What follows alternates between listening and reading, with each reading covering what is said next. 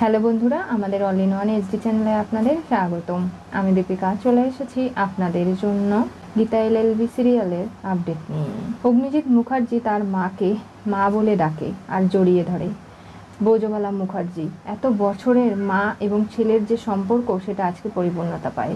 নানাভাবে অগ্নিজিৎ নিজের ভুলগুলো স্বীকার করে নেয়। আপনি আমাকে অনেক বলেছেন মা বলে ডাকতে, মণি বলে ডাকতে, আমি কোনো কিছুই বলিনি। আমি বলেছি আপনাকে মা বলে ডাকবো না।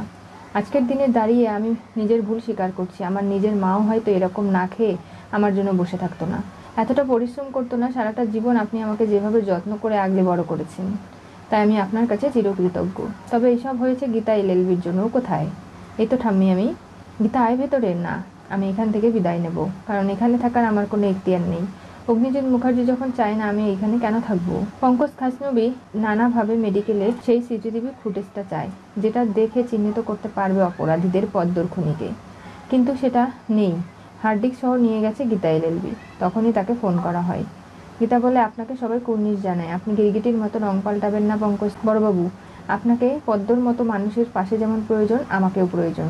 আমি ওটা কপি করে আপনার গাড়িতে আবার রেখে দিয়ে এসেছি। অগ্নিকন্যা? হ্যাঁ, কারণ আমি বুঝতে পারছিলাম আপনি আমাকে কোনো সাহায্য সহযোগিতা করবেন না, তাই ভালো করে দেখে আমাকে ফোন করবেন। দুজনে মিলে পরামর্শ করে না হয় একটা সিদ্ধান্ত নেওয়া যাবে।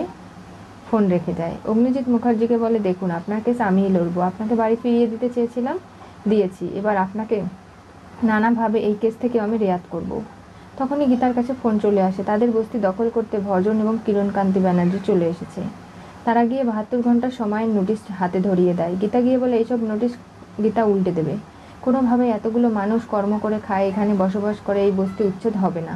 আর সেটা কি করে করবে গীতা এলএলবি খুব ভালো করে জানে। আর তাই ভজন কোনোভাবেই গীতার সঙ্গে পেরে ওঠে না। কিরণকান্তি এবং ভজনকে নানাভাবে শায়েস্তা করে বস্তি থেকে তারাই গীতা।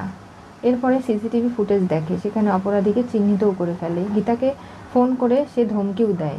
পঙ্কজ খাসনবিসকে জানিয়ে দেয় সমস্তটা। পঙ্কজকে বলে যে, দেখলেন তো অগ্নিজিৎ মুখার্জি যে নিরপরাধ, তার প্রমাণটা আমি আপনাকে দিয়ে দিলাম। কি হতে চলেছে গীতা এলএলবি সিরিয়ালের পরবর্তী টুইস্টে? পদ্মকে খুনের চেষ্টার অপরাধী চিহ্নিত করলো গীতা। ভজন বস্তি দখল করতে আসলো। ভজন যেভাবে আজকে উঠে পড়ে লেগেছে, গীতা এবং অগ্নিজিতের নাকি স্মৃতিচিহ্ন মুছে দেবে এই সমাজ থেকে কিরণকান্তি ব্যানার্জির হাত ধরে, সেটা যে গীতা কখনো হতে দেবে না। আর এই সব কিছুর জন্য 72 ঘন্টা পরে গীতার মুখোমুখি হতে হবে ভজন এবং কিরণকান্তিকে। জানতে চোখ রাখতে হবে আমাদের চ্যানেলে। পাশে থাকা বেল আইকনটি অবশ্যই করে ক্লিক করুন।